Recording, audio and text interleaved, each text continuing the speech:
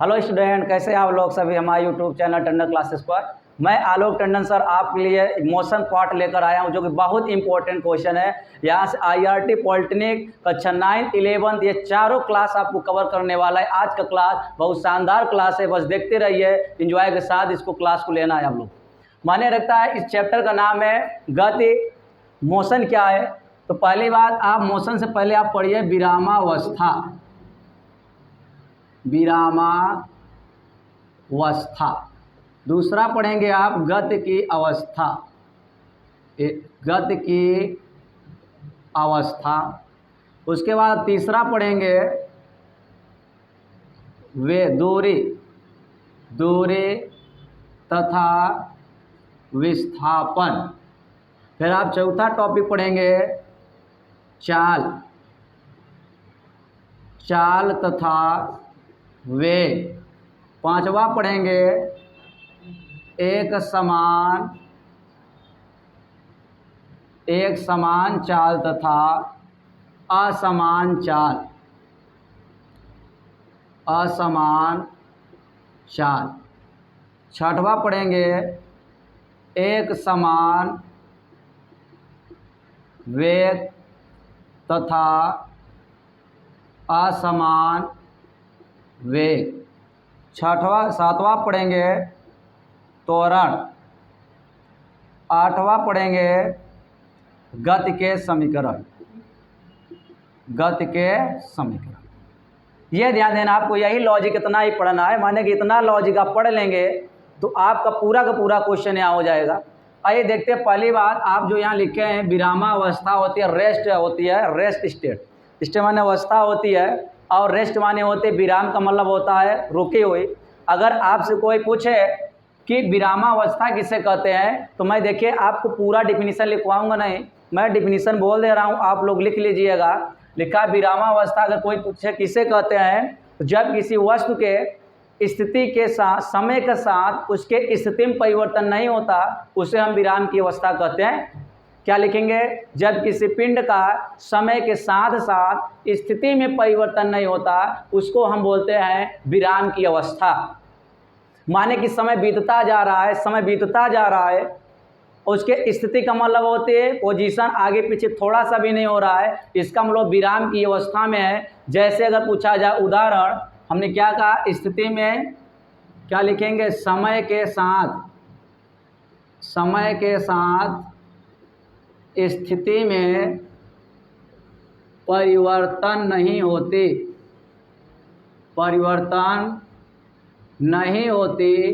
है, उसे हम क्या करेंगे? विरामावस्था।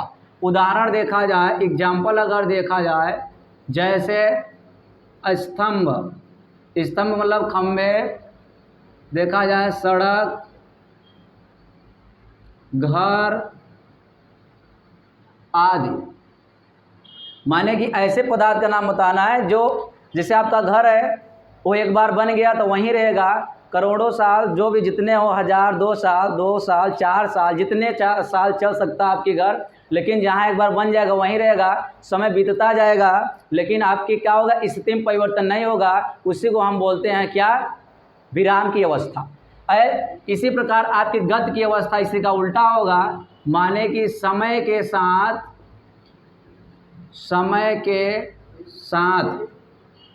स्थिति में परिवर्तन होती है, उसे हम क्या कहेंगे? गति की अवस्था। तो गति की अवस्था किसे कहेंगे? जब कोई पिंड समय के साथ साथ उसके स्थिति में परिवर्तन होता रहता है, उसे हम बोलते हैं गति की अवस्था। जैसे आपका जो पृथ्वी है, ये क्या है? गति की अवस्था में। क्यों? क्योंकि ये आपका समय भी बीतता जा रहा है, घूमता भी है। घड़ी की पेंडुलम हो गई, समय बीतता जा रहा है, घूमता जा रहा है। घड़ी की सुई हो गई, ये सारे आपका किसका उदाहरण है? गति की अवस्था का उदाहरण है। क्लियर हो रहा है? आगे देखते हैं। आपका जैसे एग्जाम्पल पूछा जाएगा बता लेंगे, परिभाषा लिख लेंगे। अब आपका आ गया दूरी और विस्थापन, मैं दोनों साथ में बताऊंगा।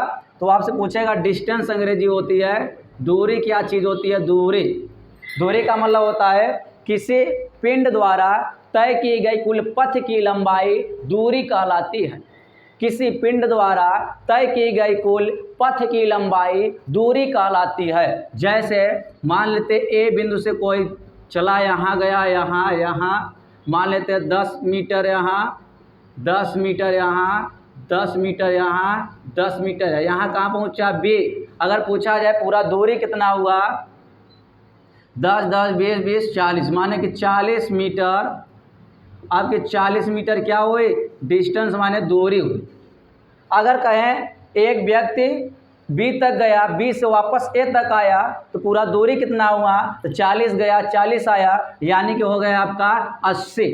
तो क्लियर हुआ, दूरी आपकी एक अदिश राशि है, यह भी पूछा जाता है।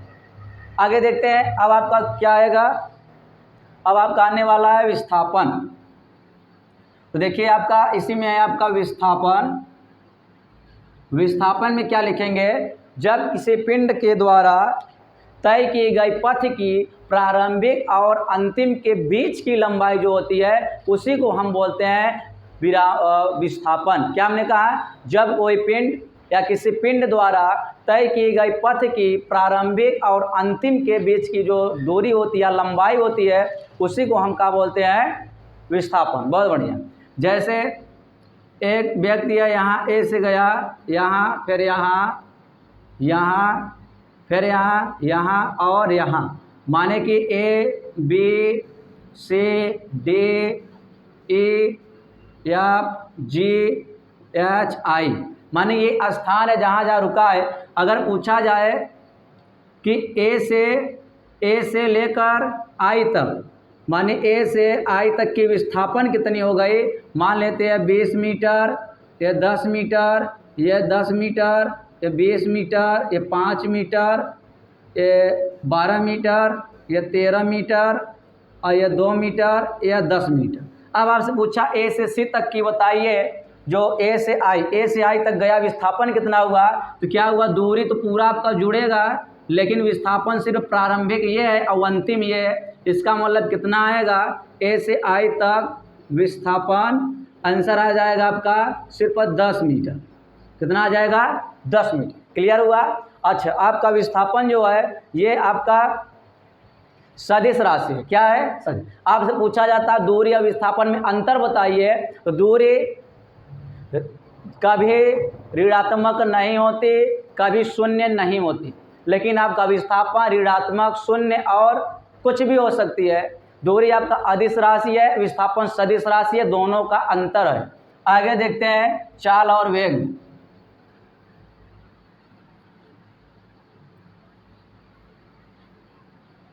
आइए देखिए, अब आपका आएगा टॉपिक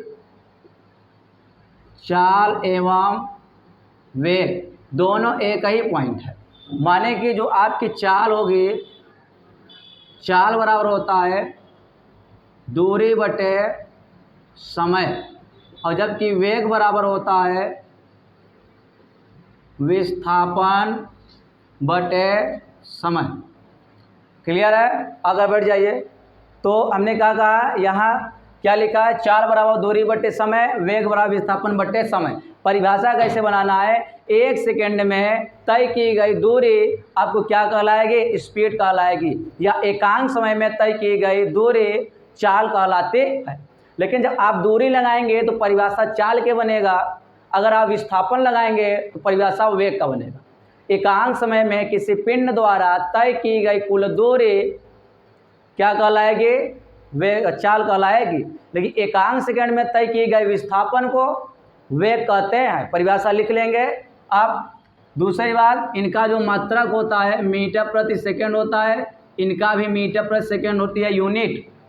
ध्यान देना है, ये आपकी जो चाल है अदिश राशि है, जबकि वेग क्या है, सदिश राशि है। क्लियर हो रहा है। आगे अब देखते हैं एक समान चाल और असमान चाल देखते हैं, ये क्या है देखते हैं। यहाँ अब कौन नंबर आया, नंबर आया 5 आपका, एक समान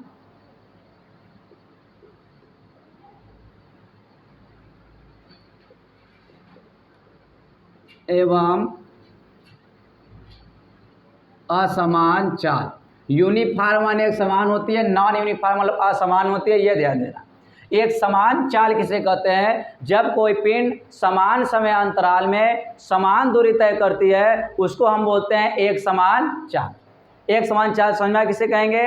हर 5 घंटे अगर 10 मीटर जा रहे हो या हर 5 घंटे 5 किलोमीटर जा रहे हो, फिर अगले 5 मिनट में 5 घंटे में 5 किलोमीटर जा रहे हो, इसी को हम बोलते हैं यूनिफॉर्म। माने कि एक व्यक्ति है, ए से गया बी, बी से गया सी से गया डी। माने कि ए से बी तक गया 5 मिनट लिया लेकिन 10 किलोमीटर गया। फिर आगे बी से सी गया 5 ही मिनट लिया लेकिन 10 किलोमीटर ही गया। फिर आप सी से डी गया 5 मिनट ही लिया लेकिन कितना गया? 10 किलोमीटर। अब ध्यान देना ये क्या बात है? माने कि इसमें हम ये देख रहे हैं कि हर क्षण ए से बी में समान दूरी समान समय, बी से सी समान समय समान दूरी, सी से डी समान समय समान दूरी। इसका मतलब क्या हुआ? यूनिफॉर्म एक समान चाल से चल रही है। तो आप समझ गए एक समान चाल की परिभाषा क्या होगा? समान समय में समान दूरी तय करती है उसको हम एक समान चाल कहते हैं। दूसरी पॉइंट लिखा है असमान चाल कब होगा? जब आप मान लेते हैं 5 मिनट में पता लगे आप यहाँ 12 किलोमीटर गए हो, यहाँ 5 मिनट में मान लेते 15 किलोमीटर गए हो, यहाँ 5 मिनट में मान लेते 17 किलोमीटर गए हो। तो यहाँ आप देख रहे हैं कि समान समय में भिन्न भिन्न दूरी तय करते हैं, इसको हम बोलते हैं असमान चाल। असमान चाल क्या होता है? जब कोई पिंड समान समय में भिन्न भिन्न दूरी तय करती है उसको हम क्या बोलते हैं? असमान चाल कहते हैं। अब आने वाला है आपका वेग। माने कि आपका यहाँ क्या हो जाएगा? चाल का स्थान पर आ गया वेग। एक समान वेग और असमान वेग। ध्यान देना है यूनिफॉर्म माने एक समान होता है, नॉन यूनिफॉर्म असमान होता है। स्पीड माने चाल होती है, वेलोसिटी माने वेग होती है, डिस्टेंस माने दूरी होती है, डिस्प्लेसमेंट माने होता है विस्थापन।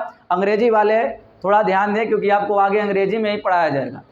आगे देखते हैं, यहाँ लिखा एक समान, सेम वही लॉजिक यहाँ लगेगा। ए से बी गया, बी से सी गया, सी से मान लेते हैं डी गया। तो ध्यान दें यहाँ क्लियर कर लेते हैं। वही मान लेते हैं 2 मिनट में, यहाँ भी 2 मिनट में, यहाँ भी 2 मिनट में। ध्यान देते हैं यहाँ 6 किलोमीटर गया, यहाँ भी 6 किलोमीटर गया, यहाँ भी 6 किलोमीटर गया। इस प्रोसेस में आप क्या देख रहे हैं कि समान समय में ये मान लेते हैं विस्थापन लगा देंगे। जब आप विस्थापन लगाएंगे तो एक समान वेग का बनेगा। अब विस्थापन नहीं लगाएंगे तो आप काय बन जाएगा? चाल का बन जाएगा। आप विस्थापन लगाएंगे तो वेग से रिश्ता बनेगा, दूरी लगाएंगे तो चाल से रिश्ता बनेगा। ये मेन ध्यान देना 2 बातें। तो इसका मतलब आप क्या लिखेंगे? एक समान वेग किसे कहते हैं? जब कोई पिंड समान समय में समान विस्थापन तय करती है उसको हम बोलते हैं एक समान वेग। असमान वेग कब कहते हैं? जब कोई पिंड समान समय में भिन्न भिन्न विस्थापन तय करती है उसको हम क्या बोलते हैं? असमान वेग। ध्यान देते हैं यहाँ देखो समान समय में समान दूरी किया है। 2 मिनट में 6 किलोमीटर, अगला 2 मिनट में 6 किलोमीटर, अगला 2 मिनट में 6 किलोमीटर। इसका मतलब क्या हुआ? एक समान का है। अब हम उदाहरण बता रहे असमान का। यहाँ लेते हैं बी सी डी। माने कि 5 मिनट है, कितना यहाँ 6 किलोमीटर गया, यहाँ 5 मिनट में 16 किलोमीटर गया, यहाँ 5 मिनट में 2 किलोमीटर गया। इसमें क्या देख रहे हैं कि समय तो समान आप देख रहे हैं घड़ी में, लेकिन आप दूरी देख रहे हैं, विस्थापन देख रहे हैं, भिन्न भिन्न है। इसी को हम बोलते हैं असमान वेग। आगे हम देखते हैं अगला टॉपिक आ रहा है आपका, ये दोनों हो गए। आ रहा है त्वरण। क्या आ रहा है? त्वरण, एक्सीलरेशन।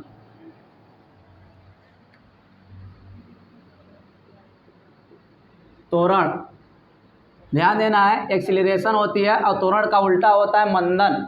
त्वरण का उल्टा क्या होता है? मंदन। अब ध्यान देना है कि आपका जो त्वरण है ये क्या होता है? वेग परिवर्तन की दर को त्वरण कहते हैं। माने कि a बराबर v minus you upon T.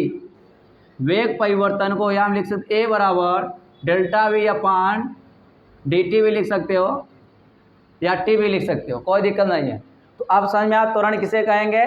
Clear कर लेते हैं। किसी पिंड के वेग परिवर्तन की दर को त्वरण कहते हैं। माने कि 1 सेकंड में आपकी वेग कितना परिवर्तित हो गया वही आपकी एक्सीलरेशन होगा। तो क्वेश्चन आपसे पूछा जाए, जब कोई पिंड जितने बार चलता है, बार बार रुकती है, बार बार चलती है, तो बताइए एक्सीलरेशन बढ़ रही है कि घट रही है? तो मैं बता रहा हूँ बढ़ेगी।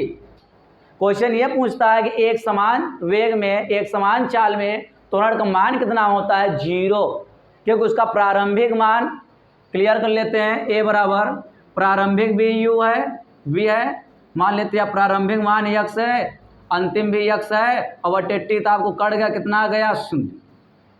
इसका मतलब एक समान वेग, एक समान चाल के लिए आपका जो एक्सीलरेशन होगी क्या होगी? 0 होगी। क्लियर हुआ? आगे देखते हैं आपका, हाँ, त्वरण आपका एक सदिश राशि है, इसका मात्रक देख लेते हैं। इसका मात्रक मीटर प्रति सेकेंड स्क्वायर होती है। क्लियर हो रहा है? आइए देखते हैं, अगला टॉपिक आपका है गति के समीकरण।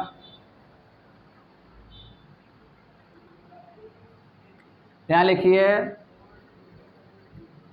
गति के समीकरण। तो गति का समीकरण क्या होता है? पहला प्रथम होता है, द्वितीय,